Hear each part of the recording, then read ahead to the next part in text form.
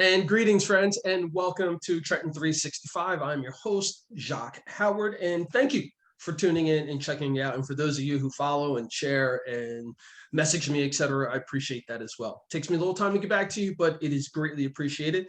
So make sure that if there's anything that's on your mind that you'd like to share, that you want to share about going cool in your life, an event, a product, an organization, a small business, etc., make sure you hit me up. The website is easy. It's my name, Jacque, no S, Howard.com, or you can do Trenton365.com. And for those of you who are really adventurous, you can look up Civic Engagement Radio. There you'll find out all the things that I'm doing under the idea of R.E.A.C.H, R-E.A.C.H, recreation, environment, art and culture, civic engagement, health, and nutrition. And there you can partner with me. You can tell me what you're doing so I can plug it in as well. Because remember, independent micro media is the best way to get your information out. And by doing that, I have to be out and about, and I've got to be meeting people. And for me to be meeting people, I have to be on my P's and Q's and all that other stuff at all times. Most recently, as many of you know, I am an advocate.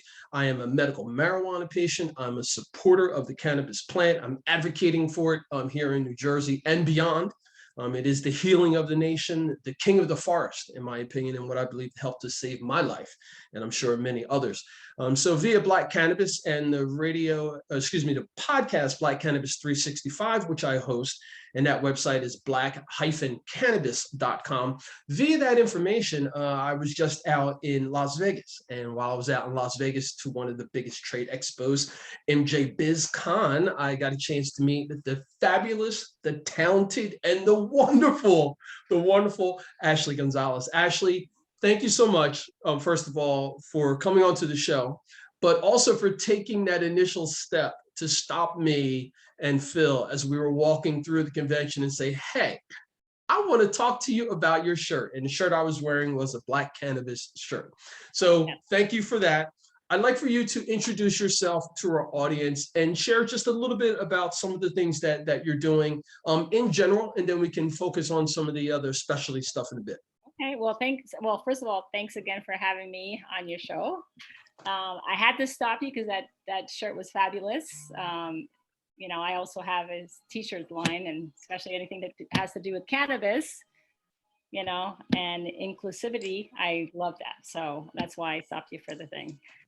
So I am a hemp farmer in Fort Pierce, Florida. I've been up here for about a year now. If you had spoken to me 5 years ago and told me I was going to be in this space, I would have told you you're crazy. But, you know, I come from a background of commercial real estate, you know, and I love, you know, the wheeling dealing part of the commercial real estate. But, you know, I also, the last couple of years wanted to be in a place that, you know, I surround myself with people that I love, things that I love, which is art and, you know, cannabis and, you know, educating people about, you know, the many aspects of this plant, because there's so many different, you know, the CBD is just a low hanging fruit. And, you know, hemp has over 45,000 different usages. So, you know, I was like, this was my entry level into this space. Eventually, my goal is to buid hemp Creek houses. You know, but that's, you know, later down the road. But I wanted to first find out if I could actually, one, grow this plant in South Florida. And so my first year was pretty much an experiment. I you know, grew 10 different strains. Some did well, some that, you know, had a bit of a hard time because of the humidity, and there was bugs. But again, like I said in my last interview, I definitely learned a lot. And, you know, I'm back for round 2, and I'm really excited about where it's going to take me. Ashley, you know, what I love about the work that I do with media is that I get to break down so many stigmas, because the folks who hear me on the radio and then they meet me in person and like, oh, and then when I go to places and they're like, you got to be that dude. So it's nice to break down these walls and these stigmas, because you are you're involved as a profession, commercial real estate. Correct. many people still have this mindset and this idea that anything related to cannabis or marijuana or the devil's weed is nothing but a bunch of lazy do-nothing stoners who are living in their mother's basement, who aren't professional, aren't college educated or anything like that. In our earlier conversations, that's something that you and I feel is a responsibility that we have to tell people that that is not true. Can you just go into that a bit more from your perspective?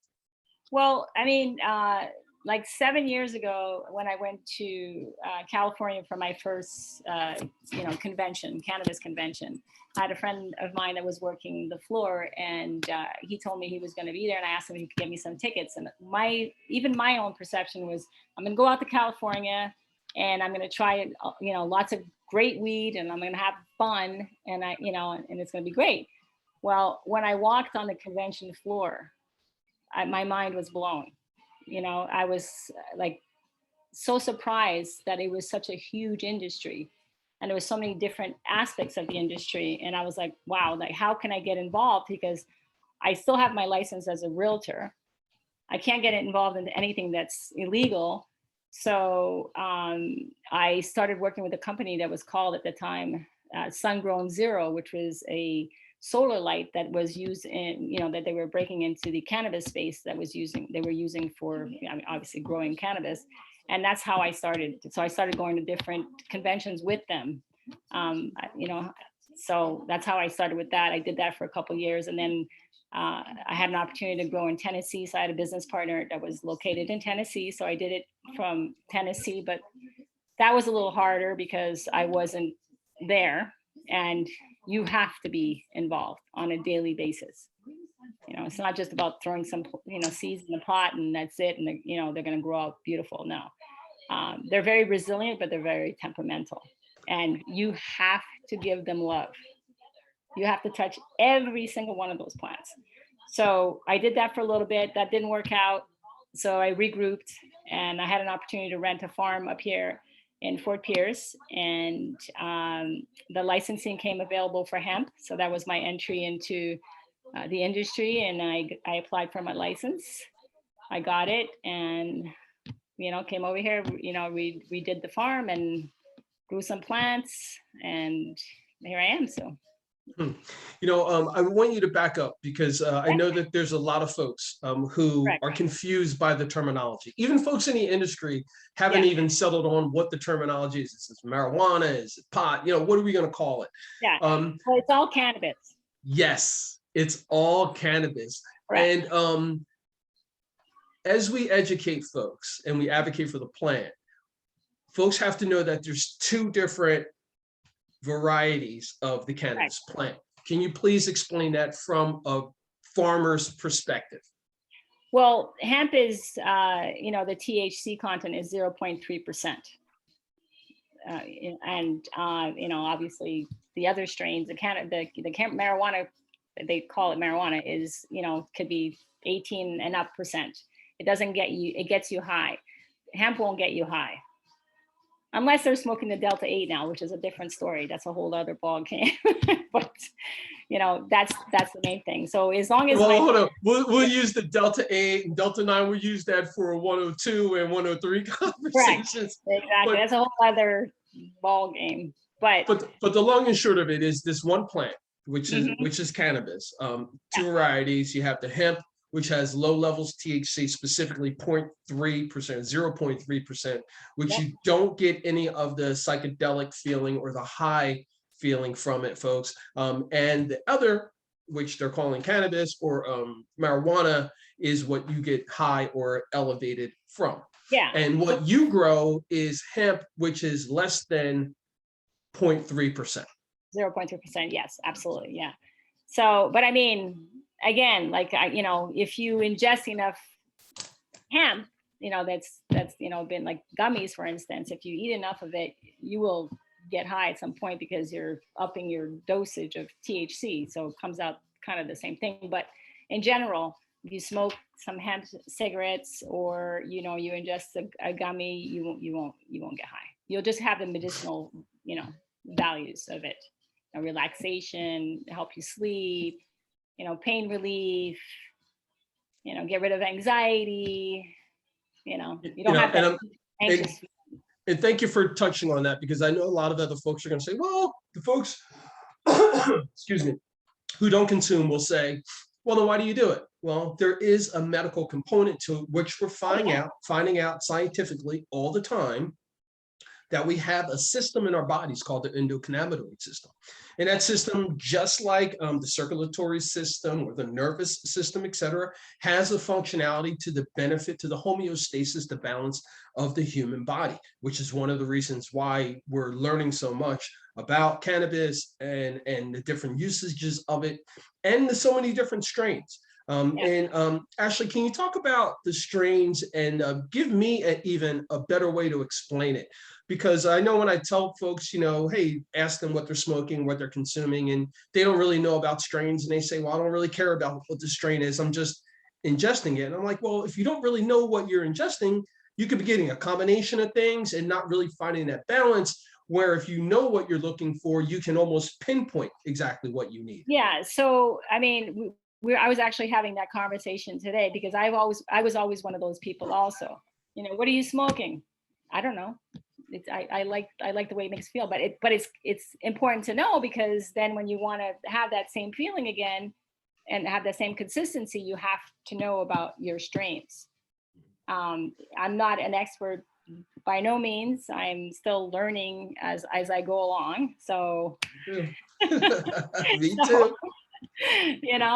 But I mean, the strains that I grew, was cherry abacus, abacus, Golden Hill, First Lady, CBG. Those were all the strains. Now, do I know what every single individual strains, how they react to people's bodies? No, I don't know that answer. I'm still learning. And when you say that, I think it's also good for everyone to recognize that we're all still learning. Yeah. No one knows this. If anyone acts like they're superior in mindset or anything about this, they absolutely are fronting. Yes. There's no way that anyone knows everything about this. And our bodies are so complex that the reaction that I receive could be totally different from someone who's next to us. Absolutely. Which comes to the reason why it's important for us to put some time and energy into figuring out what we consume. Almost like our food. If we say that we're going to eat organically, or we're going to eat vegan or vegetarian or pescatarian, then we're going to do work to research and find out, hey, what can I do? It's the same thing with cannabis. And also what strains work for you. And like you said, because I could smoke the same thing that you smoke, I'll have a completely different reaction to it. And sometimes people smoke and they have, like my son, for instance, he had the schizophrenia gene, and he would consume marijuana nonstop, but it caused a psychosis in him, and it kind of took him over to that side. I mean, he's fine now, but my point is, you can still have issues because everybody's different. You could be allergic to a strain. You could be allergic to something how they grow it. I mean, and that's why it's important to know what your smoking comes from, how they do it. Like, for instance, our farm, we do like all organic stuff, fish poop, back guamo, we mix our own teas. Everything is organic. Even, we don't use any pesticides. I mean, if we have bugs to kill, we'll use a mix of, peroxide and tea tree oil and peppermint, and, mix it up with water. I mean, we're very, very diligent about that, because it's important, because you're ingesting it. Whether you're smoking it or eating it, it has to be organic. It's supposed to be a medicine. It's not about the bottom line. It has to be a little bit more than that, because it's more of a spiritual thing also. And I'm glad you touched on the spiritual aspect as well. And I hope to have more conversations with folks who have experiences with the cannabis plant in a spiritual setting, because it has been used indigenously throughout the world. And only has it gotten to this space of bigotry here really in the United States, and because of what the U.S. has done with it. And I think that we're finding out more and more as things become to unravel all the damage that has been done in our society because of this plant. Yeah, it's terrible. And I was watching a documentary yesterday about, about that as well, and how, they use this as a tool to, try to keep people segregated, and, and all the, harm that they did by locking up people of color. And it's crazy. Yeah, I think that I'm smiling because my heart is warm. Having conversations like you and I are, not even in the same, zip code, so to speak. Yeah. For us to be having these kind of intimate conversations and knowing that we're going to be connecting on another level may not have been available to people who look like you and I or come from the backgrounds of you and our backgrounds not long ago in our lifetimes. Yeah, and it behooves us to speak up, stand up, and even act up, I guess, so to speak, when we realize that something is being done and it's being done wrong. I want to make sure that we also touch on something else that's super passionate, that you're very passionate about, and that is the ancillary or other usages of the cannabis and hemp. Something that you mentioned earlier on was Hemp Creek and building, structural buildings, et cetera. And you alluded to like the tens of thousands of different usages of the hemp plant. And so someone, I think, looking at that shouldn't just focus on like the cannabis smoking high, like the small portion, but consider hemp. Oh yeah, as the mother, so to speak, of this. Can you just talk about the hemp industry, applications, and some opportunities for people to get involved into this space via hemp? Well, I mean, Florida has a pretty easy going application process. Your property has to be zoned agricultural or industrial, because you can grow inside of the warehouse. You got to get fingerprinted. You can't have any criminal, issues on your background. But it's a fairly easy, program to get into, to get licensed here in South Florida. Mm-hmm. Now, continuing on, the Hemp Creek, like the idea of building buildings and stuff like that. You as a farm owner, very organic. You may have some livestock on your farm as well. Just talk about what you anticipate Hemp Creek to look like for you. Well, like I said, I've always been fascinated with hemp, as far as the textiles and the plastics and the biofuel, and obviously the building aspects of it. A hemp house doesn't have the sick syndrome issues that other homes have, the drywall. You can actually make drywall out of hemp. You can make the flooring out of hemp. It self-regulates itself. It takes, I know 1 acre of hemp can take, 2 tons of CO2 out of the air. It's burn resistant. It's incredible. It's an incredible plant. There's actually a house in Tarpon Springs that Bob Clayton designed a few years ago. I'll see if we can go there. If you come, I'll try to set that up. Cool. And then my friend also, Bruce Dietzen, he made a hemp car. He was actually on the Jay Leno, show. And did you know that Henry Ford, his first car that he built was made out of hemp, and it was stronger than steel? I did not know that as well. Yeah. People don't know that. So part of us, right, as being advocates, you just gave it like a history lesson. So now people can go back and start saying, wow, this plant has really been a part of our civilization for so long. Well, why is it not now? And then saying, well, wait a minute, we have a social justice component of it because of this plant too, and we're realizing that is wrong. Okay. Well, we also have this great opportunity to design what this industry looks like. Correct. Let's get as many people involved in this process as possible. People who were never given the opportunity to be a business owner, to be a transportation or a farmer, or those natures. What would you like to say to those folks? The ones who are on the outside looking at this and saying, oh, I'm not really sure, et cetera, et cetera. There is thousands and thousands of opportunities. You just got to kind of find what really brings you joy and puts fire in your soul. You really got to figure out what that is. And it's it's not a, you're not going to get rich right away. You have to, put your time in, but this is a movement. It truly is a movement that's going to, propel us in the good direction, as far as, like, we don't have to cut down so many trees because we can use it for paper. We can use it for toilet paper. That was a big problem during the pandemic. Building materials, plastics, like, I mean, BMW is already using it for, some of their car parts. I mean, there's so many different avenues that, products, you don't have to some of the medicine, you don't have no side effects on the medicine. I mean, there's just so many different things that you can get involved. And that's why I have my farm, because I have a boutique style little, grow, in a 5,000 square foot greenhouse. But my thing is, I love music. I love cannabis. I'm so excited about this whole industry that my place is kind of like a launching pad to educate people and bring some of my friends that are already in the industry, and they can talk to other people, because sometimes people don't know. People's first reaction, oh, that's a gateway to to more drugs. And that's not true. That is, it's helped so many people, like people that have PTSD, that it's helped so many people, and people need to know more about it. And I think it's up to us to, no, that you finish that, because that's spot on.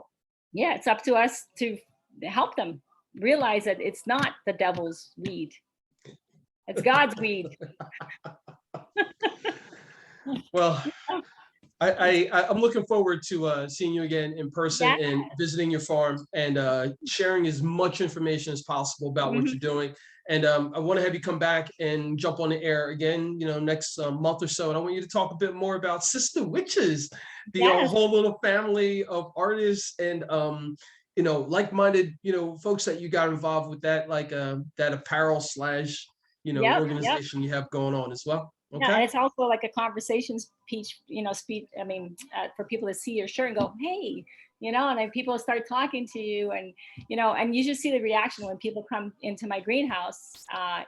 First of all, it's all pink. Like, all my racks are all pink because it's a girl's farm. And then when they see the plant and they get to touch the plant and smell it, it's like, oh my God, they're like, wow, this is amazing. This is an amazing place. So that's, I have a puff and paint this weekend. You can find me on Eventbrite if you guys want to come check it out in, Fort Pierce. So we'll be doing a tour of the farm. We'll be doing a quick educational thing on the plant. So, my painting is actually, the drawing that I did was actually a bud with the fan leaves and the sugar leaves and the trichomes and all that stuff. So you get a little bit of an education, leave it a little bit of swag, and, smoke some hemp. I love it. Ashley, thank you so much for your time. I really appreciate you. I'm looking forward to, oh, for sure. I'm looking forward to our friendship growing, and me introducing more of the folks I know to you. All right. Thank you so much. And I hope you have a wonderful holiday season. All right. We'll talk to you soon. Thank you. Bye. Take care. You're welcome. Bye now. Bye. There you have it, folks. Another friend on Trenton 365. And this is what this is all about. We work together. We plan together. We play together, all under the idea of building a better community for everyone. In closing, folks, Jacque Howard here. Remember, it's always about justice, peace, and humility.